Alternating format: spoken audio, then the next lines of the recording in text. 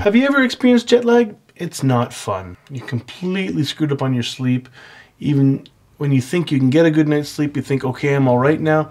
You're not. I'm the only one in the family who had pretty much a decent regular sleep last night. I went to bed at 1 a.m. and slept until 10, although I did wake up several times, and that was interesting. God, I woke up around 2:30 or so, and I did not know where I was. I got up, I looked at regular things, and I did not recognize anything. It wasn't until I walked out the bedroom door and heard the TV playing that I finally figured I was at home, and that even took a minute. I thought, how did Kumiko manage to find some Japanese TV in Canada?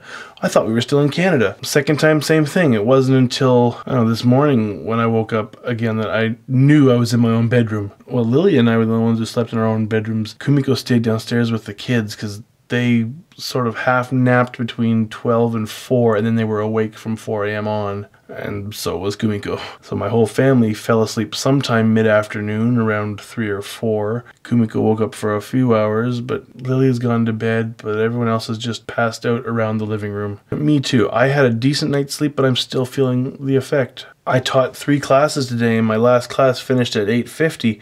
And I was getting so tired in the last class. My eyes are getting heavy. It was hard to hold them open. And now just half an hour has passed since I finished that class, and I find myself unable to watch anything or look at anything on the internet because I can't concentrate. I read one webcomic, and then I realize my head is drooping towards the keyboard and jerk back up and try and read the next one. I managed to make it through all the webcomics I usually read, or at least I think I managed to make it through. I'm not totally sure at this point. And I thought, oh, I just gotta go to bed. And then I realized, oh wait, I gotta do VEDA first. And so today's subject was quite obvious. What else have I got to talk about today except for jet lag? Because that is what I'm really experiencing. I mean, we went through a 13-hour time zone shift. Really, it's 14 hours, but daylight savings time has already started in North America, so right now it's 13 hours.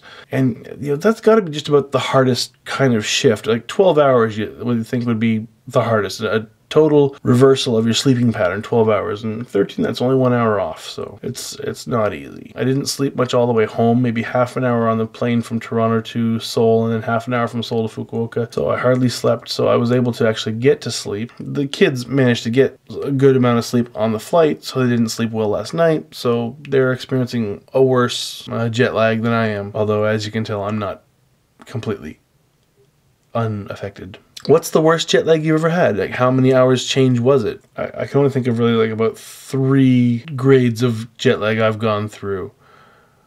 4.